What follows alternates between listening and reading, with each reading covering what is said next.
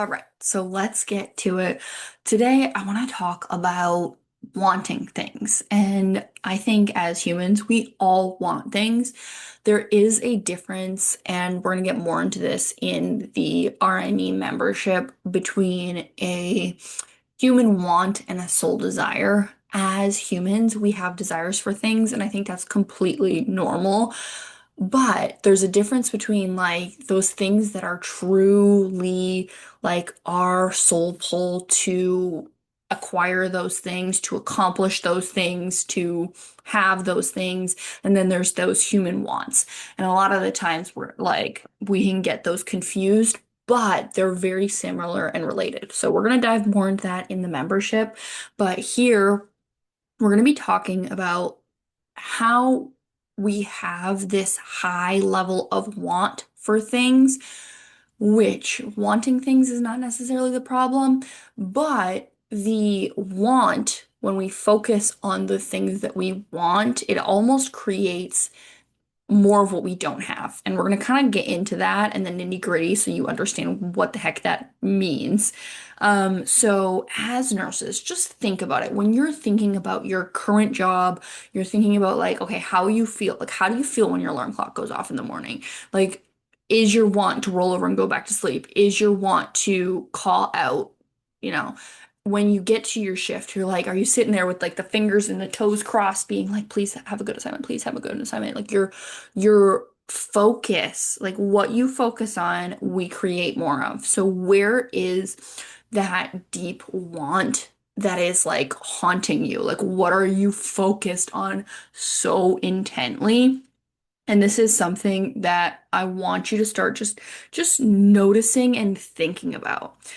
So, where our focus goes is going to be where basically your reality is created from. So, this happens in nursing where we're focused on, and I'm going to use the example of I was talking to a nurse who's a new grad and she got into a like medical surgical position, residency kind of thing.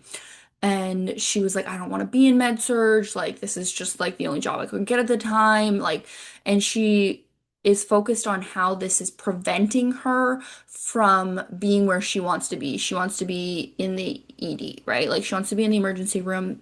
That's where her, desire is for her next step in her nursing career, which is fantastic. I love, so many of us, like myself included, get into her nursing profession and we're like, yeah, I don't really know what I want to do. So she has that like desire that she wants, which is fantastic. But what was coming up for her was she had this like sense of dread. She was getting the pre-shift anxiety because she's like, I'm not doing what I want to be doing. Like I want to be somewhere else and I'm not there. So what was her brain focusing on? Her brain was focusing on where she wanted to be and giving her every single little nitty-gritty piece of evidence that where she is now is not where she wants to be, therefore it's not good enough and it's never going to be enough. And that was like a reflection back on her and creating her experience that was leading to more overwhelmment, more anxiety, more exhaustion, just like feeling drained, really disliking her job to such an extreme level. Like it was creating the experience of burnout. And I think this is something that we can generally all relate to is we have all of these amazing wants,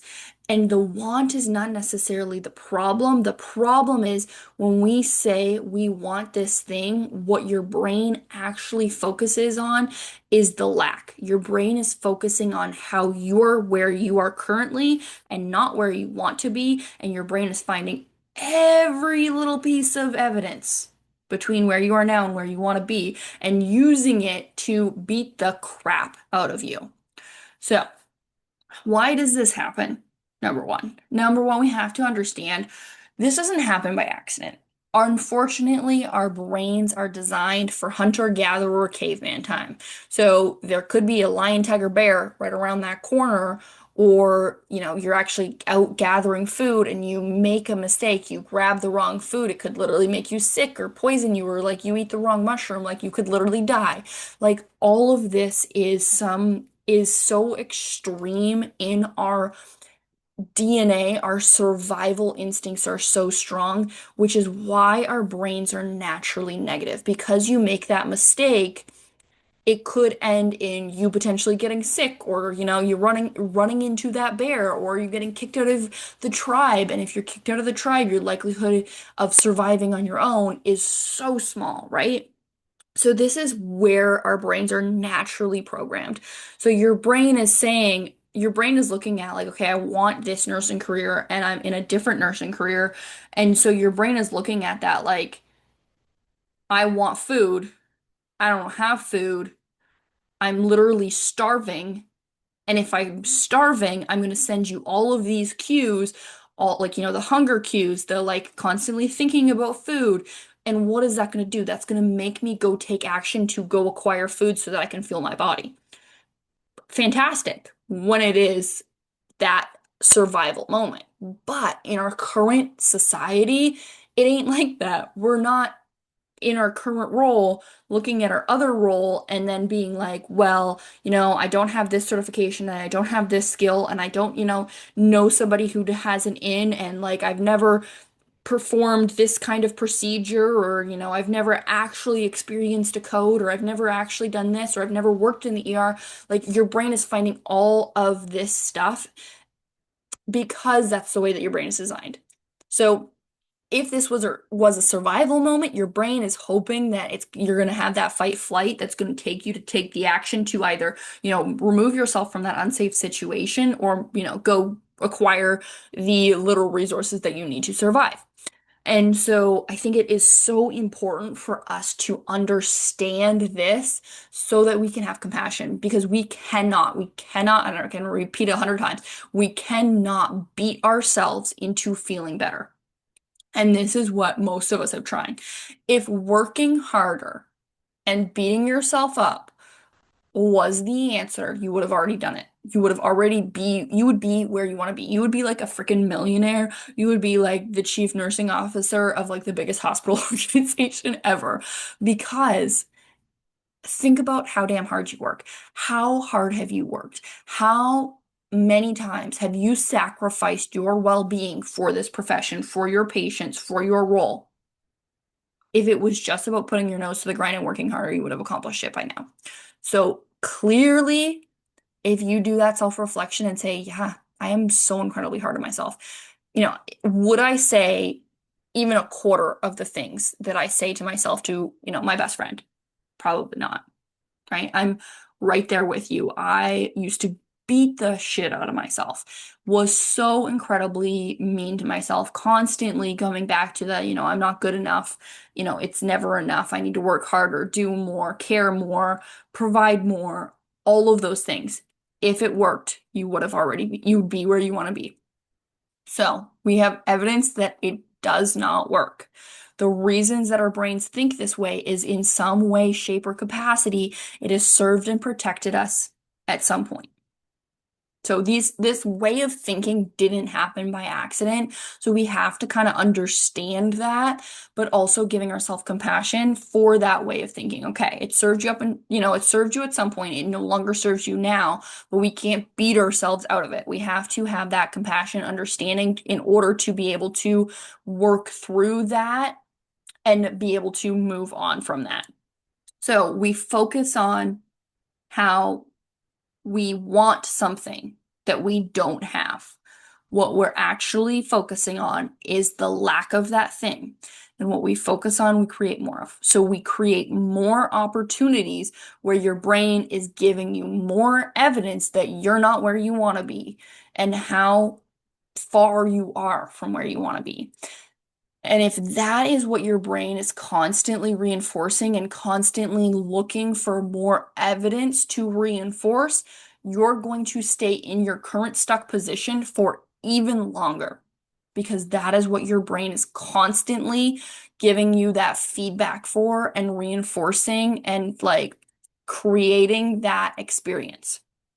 So it's really helpful and that we understand where it came from so that we can have that awareness and compassion to move into a new way of thinking.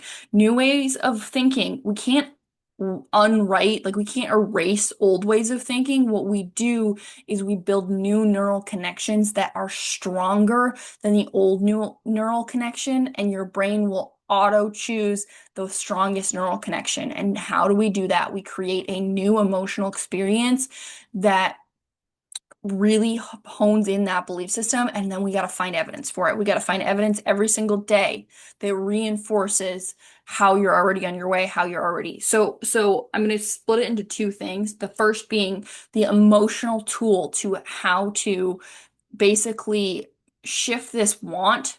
So the want to be somewhere where you're not, and your brain finding all of the evidence of how, you're not shaping up to that place that you want to be, right? So what you do to shift this emotionally, this is really finding micro moments, and this is something that is so vital to rewire your brain and create those new neural connections, is focusing on your strength and capacity. You have the strength and capacity to get through anything. You've gone through nursing school, you've gone through, all of these traumatic things that you've been through as a nurse. You think about those handful of patients that you will never forget because they'll probably haunt you to the day you die. You went through that. The screaming family member, you went through that. You've gone through so much, and yet you have the tenacity and the perseverance to continue on. So that alone is evidence that you will continue to do this. But here's the thing, you don't have to do this alone. What you're going through, you are not the only person going through this. This is a huge, huge amount of us who are experiencing these kinds of things, and you don't have to do this the hard way. I think this is like a lot of the work I had to do the hard way. Like I truly had to fuck around and find out and figure out what worked and what didn't work. And this is why I'm sharing this, because I really want you to have the tools so you can exponentially like speed up your timeline and your process to be able to do this work and make these changes. So really focusing on how incredibly strong you are and how you have everything that it takes to be where you want to be. So for that nurse that I was talking about at the beginning, like she has what it takes to be an ER nurse. It's not that, like, yes, she's going to learn more skills, she's going to have more training, she's going to have more courage, but she's not changing as an individual. As an individual, just wanting to have the desire to work in the ED is enough to know that she's capable to do it. This is something that I feel like so many of us get caught up with, especially as women. We feel that we need that permission slip. And I'm telling you that I'm giving you permission. You need to give yourself permission when you have the desire for something else. You have the desire to be in, the ED for her sake, the ICU, a Monday to Friday, 8 to 5 role, a leadership role. You want to be the CNO, like whatever it is, because you have the desire, that means that it is possible for you to you to acquire that thing, have that thing, cultivate that thing. You wouldn't have the desire if it wasn't possible for you. And this is something that I really want you to sink in. And you're going to be like, blah, blah, blah, blah, blah. But no, you would not have the desire if it wasn't something that was possible for you. So thinking about that thing now is like the physical action. I want you to get out the pen and paper and actually get clear on what it is about that thing that you truly want. And a lot of the times we're like, oh my goodness, it would just be amazing to have that job. No, no, no, no. Like we need deep stuff. We don't need the surface level. Like, what is it about that role? Is it, the impact that you would have? Is it the way that you'd get to critically think? Is it the education aspect that you would love? Like, is it the work-life balance that you'd love? Is it just, like, what is it about that role that you're like, this is it. This is it for me, because I would love to be able to be put in a position that would allow me to do what? This is where your answer is unique, right? Like, we're all so incredibly capable. And I think this is where the personal development, health and wellness world, whatever, gets it wrong. They're all like, we're all equal. Mm, like equal in this aspect of being human beings that are all inherently worthy and valuable. Yes. But I think we get confused with this and we say that we're not special because we're all equal. No, no, no, no, no. You are the best of the best at being you. How are you the best at being you? How are you more capable than anyone else at being you? Because you're the only one who can be you. I like to think of it like we're all in a massive puzzle and each person is a puzzle piece. If you were trying to be somebody else, you wouldn't be able to put your piece into the puzzle because you'd be trying to compete with somebody else and that your piece would not fit in your spot if you're somebody else. If you're taking that other picture or when you put your piece in and you try to force it because you know we've all done this as puzzles and you're when you're a kid and you're just trying to force it and jam it in there and like you get the puzzle piece to fit, but then you actually like looking at the picture and you're like, "Oh, well, the picture isn't intact. You have like a flower in the middle of the ocean. I don't know what it is. Like the picture doesn't make sense. And this is the same that's true for us. We're all incredibly special and incredibly unique at your specific thing. The way that I nurse is completely different than the way that you nurse. The things that I am so incredibly passionate about are going to be the different things than the things that you're so incredibly passionate about. And even if there was another nurse burnout coach standing next to me and they're teaching the exact same damn topic, they're going to teach it in their unique way, which is going to be different than the way that I'm going to teach it, and they're going to resonate with different people.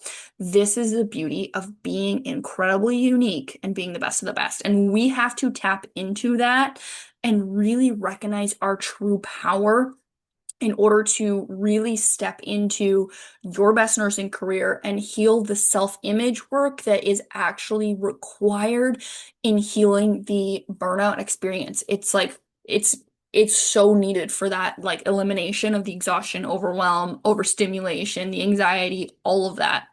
So the physical action I want you to take is getting so clear on what it is that job or that thing that you desire, that want will give you? What will it provide? And I want you to focus on the skills and the tools that you're going to need in that place. So, going back to that same example, for that nurse who's currently in a med surg role and her desire is to be in the ED, what skills can she cultivate and focus on and really pay attention to now so when she's in the ED it's going to be smoother. So for her, like really focusing on her like quick assessment skills and her critical thinking, like she's going to be able to need to triage patients super efficiently and quickly. So that's what she needs to focus on. Okay, I can do a full head to toe assessment in like 2 seconds flat, like really honing her like ability to ask targeted questions and like get to the root issue for her patients is vital for her. Other skills like inserting IVs are going to be really vital for her. Other skills like, being being the first one there when a code blue is called overhead, like she needs to be right in the room, like practicing those skills.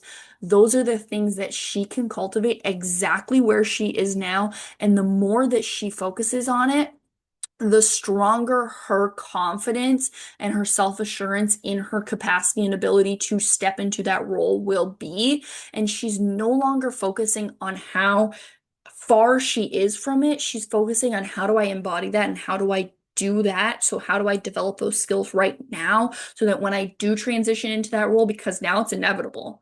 Because I'm already becoming that version of me I need to be in the ED, that it becomes inevitable. And when she goes in interviews for it, she can be like, okay, well, these are the opportunities and the moments that I had for growth, and this is how I stepped into that, and this is how I handled that. And like, they're gonna be like, yep, this is the person that we need in this role.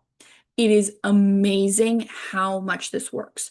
But if you go into that interview and you're still thinking the way that we think right now, is we're focused on all the lack. We're focused on, okay, I'm interviewing for this role, but I'm a million fucking miles away. Like I feel like I have I'm so far in the lack that like I don't even know if they're gonna want me. Like I don't know if it's possible for me. Like and you get into that interview and you act wishy-washy and they're like, well, I don't know if like this is a good fit. Like I don't know if they're ready. Like they seem like a nice person. Like, but I just don't know if they're ready. See the difference when we focus on going to where we want to be and then looking at what we actually want out of that place. And then we take those skills and we see how do we apply it now? How do we take that and apply it here, right now, in this moment, and really build my confidence and my understanding of myself and how I can step into that role? Everything changes.